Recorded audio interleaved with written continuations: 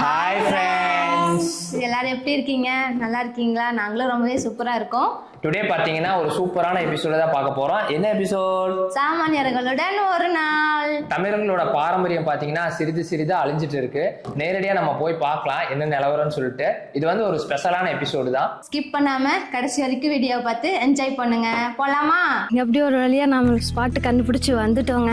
ரொம்ப அழகா இருக்கு, ஃபுல்லாமே கிரீனிஷா இருக்கு. இவ்வளோ நாள் மொட்டை காடா பார்த்து பார்த்து ரொம்ப கிரீனிஷா பார்க்கறதுக்கு சூப்பரா இருக்கு. அங்கேயே பாருங்க, நீங்களே பாருங்க வியூ எப்படி இருக்குன்னு. சான்ஸே இல்லை. பறவைங்களோட சத்தம், காத்து, full greenish. Hi hi have, தண்ணி ரொம்ப கடுக்கடுன்னு இருக்குங்க. தண்ணி இருக்கு. சஸ்கட்டி போடு, சஸ்கட்டி போடு. சூப்பரா இருக்கு, கடுக்கடுன்னு இருக்குங்க. ஃபுல்லா தண்ணி எல்லாம் எடுத்து விடுவாங்க போல, ஃபுல்லா நப்பி வச்சிருக்காங்க. வாவ், அப்படியே நீச்சல் அடிக்கலாம் போல் இருக்குங்க. செம்ம கூலிங்கா இருக்கு அடிக்கிற வெயிலுக்கு.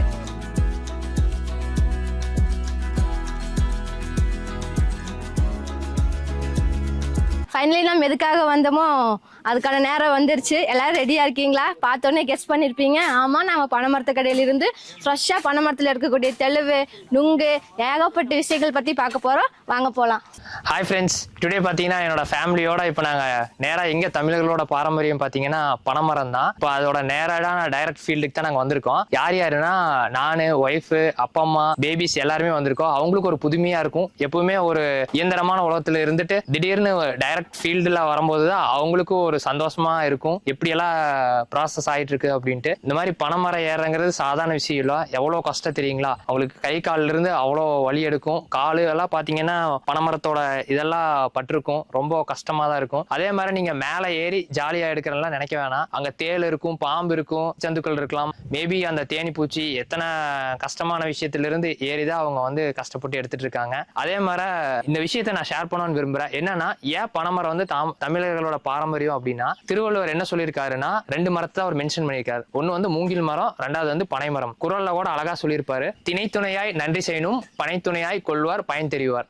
ஒரு சின்ன ஒரு திணையளவு ஒருத்தன் வந்து ஹெல்ப் பண்றானா, அந்த ஹெல்ப்பை வந்து நினைச்சு பாருங்க. அவனோட சின்ன ஹெல்ப் வந்து நம்மளுக்கு எவ்வளோ உகந்ததா இருக்கோ, அதே மாதிரி பனைமரம் வந்து அவ்வளோ அவசரமா இருக்கு. ஸோ உங்களோட கம்பேரிசன் பார்த்தீங்கன்னா, ஒரு சின்ன ஒரு உதவியை ஒரு பனைமரத்தை அளவுல எண்ணி பார்க்க சொல்றாரு. ஸோ இந்த மாதிரி நிறையா டைம் அவர் வந்து பனைமரத்தை தான் மென்ஷன் பண்ணியிருக்காரு. ஏன்னா பனைமரத்தை சார்ந்து நீங்கள் எந்த ஒரு பொருளுமே வேஸ்ட்டாக போக போகிறதில்ல, எல்லாமே யூஸ்ஃபுல்லாக தான் இருக்க போகுது. அனைவருக்கும் ஹாய். பார்த்தீங்கன்னா டெய்லி ஒர்க்கு வேலைன்னு நிறைய வேலை பார்க்குற ஒரே ஸ்ட்ரெஸ் தான். இன்றைக்கி பாருங்கள், எங்கள் பாப்பாங்களோட பேத்திகளோட இந்த தோட்டத்தில் வந்து மேலே பனைமரத்துலேருந்து நொங்கு வெட்டி கொடுத்தாங்க. சும்மா ஜாலியாக வந்தோம்.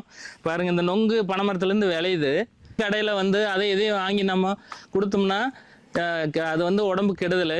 இது இயற்கையாக கிடைக்குது, இயற்கையான பனைமரத்துலேருந்து வருது. இதை சாப்பிட்டா வெயிலுக்கு வேர்க்குரு வராது. பார்த்தீங்கன்னா வேர்க்குரு வந்தால் கூட இதிலேருந்து வர்ற நீரெல்லாம் தொடச்சோம்னா சுத்தமாக கிளியர் ஆயிரும். கோடை காலத்துக்கு வெய்ய காலத்துக்கு இதமான ஒரு உணவு இது. நன்றி. சுட சுட ஃப்ரெஷ்ஷாக மரத்துலேருந்து இறக்குன பனை தெளிவு நம்ம கிட்ட இருக்கு. நம்ம டேஸ்ட் பண்ணி பார்க்க போகிறோம். அதெல்லாம் ரெடியா? வாங்க டேஸ்ட் பண்ணி பார்க்கலாம் எப்படி இருக்குன்னு. செம்மையாக இருக்க போகுதுன்னு நினைக்கிறேன். வாங்க என்ஜாய் பண்ணலாம்.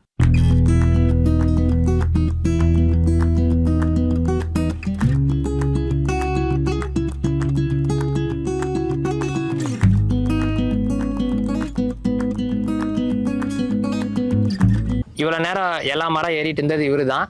இவர்கிட்ட ஒரு 5 கேள்வி கேட்கலான்ட்டு இருக்கேன். ஆனால் உங்கள் பேருங்கண்ணா?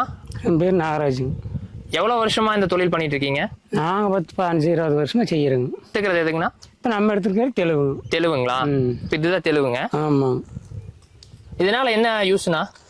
ஏங்க இது எல்லாமுக்கும் ஆகுங்க. சரிங்க, என்ன நன்மை பயன்? இது உடம்புக்கு நல்லதுங்க. கட்டி செய்யலாங்க, தெலுங்கு சாப்பிடலாங்க. இப்போ இதனால உங்களோட வாழ்வாதாரம் எப்படி இருக்குங்கண்ணா? ஏன்னா கஷ்டமான தொழில் தானுங்க, ஆனால் சுதந்திரமான தொழில். இப்போ கொரோனா காலகட்டத்தில் எப்படி பாதிப்பு வந்துச்சுங்களா? ஏன்னா அப்பா அப்புறமா இருக்க வியாபாரம் மட்டும் கொஞ்சம் போக்குவரத்து வசதி கம்மியாக இருக்கிறதுனால நம்ம தொழிலெல்லாம் நடந்ததுங்க. இப்போ எப்படி புள்ள பசங்களாம் படிப்புக்கெல்லாம் இது உதவும்? பையங்கள்லாம் 2 பேரும் படிச்சிருக்கிறாங்க. சரி சரிங்க. ஒரு வயிட்டு பிள்ளையை படிச்சிருக்கிறானுங்க. ஒரு பையன் கம்ப்யூட்டர் இது ஐடின்னு இதில் படிச்சுட்டு இன்னும் படிச்சுட்டு இருக்கிறானுங்க. மேல தேனு தேளு பாம்பு இதெல்லாம் இருக்குமான மேல எல்லாம் இருக்குங்க. எல்லாம் குடிச்சது போக மிச்சம் தான் நம்மளுக்கு தேன் பூச்சி கொசுகு உங்களை ஏதோ ஒன்று தீண்டி இருக்குதுங்களா? அது இல்லைங்க. அதெல்லாம் நான் பார்த்துட்டே வேலை செய்யணும். சரிங்க. இந்த செடி பார்த்தீங்கன்னா முள் சீத்தாப்பழ செடி உங்களுக்கு தெரியும்னு நினைக்கிறேன். இதில் ஏகப்பட்ட ஹெல்த் பெனிஃபிட்ஸ் இருக்கு. பேபி இல்லாமல் இருக்கிறவங்களுக்கு கூட இந்த பழத்தை டெய்லி வந்து ஒன்று சாப்பிட்டு வந்தாங்கன்னா அவங்களுக்கு பேபி ஃபார்ம் ஆயிரும். இப்போ இந்த லீவ்ஸ் எல்லாத்தையும் பொறிச்சு நம்ம கசாயம் மாதிரி வச்சு குடிச்சோம்னா நம்மளுக்கு கேன்சர் கூட எல்லாம் கிளியர் ஆகும்னு சொல்லியிருக்காங்க. அது போக குழந்தைங்களுக்கு கொடுக்கறதுனால அவங்களுக்கு வந்து இம்யூனிட்டி பவரும் நிறைய கிடைக்கும். நம்மளுக்காக ஒன்னே ஒன்று இருக்கு, வாங்க போய் பறிச்சு டேஸ்ட் பார்க்கல எப்படி இருக்குன்னு.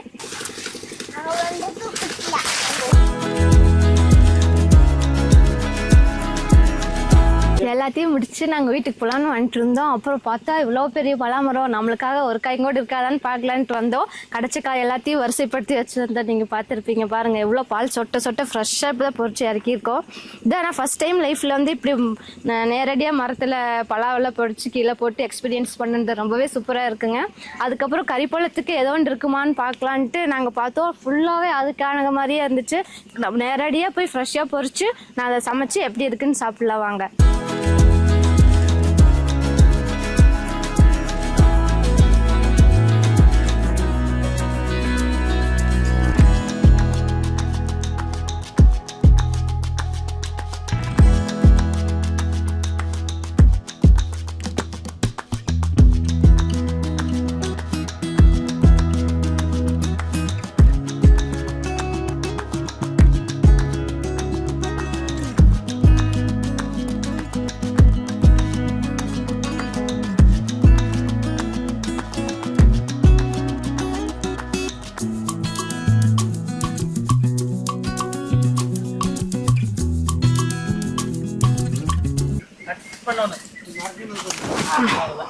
பால் சொட்ட சொட்ட வருது. இதில் மண்ணில் முக்கி எடுத்துடணும் பாலை.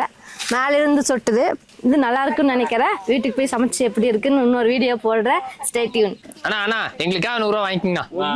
நீங்க வாண்டா போங்க.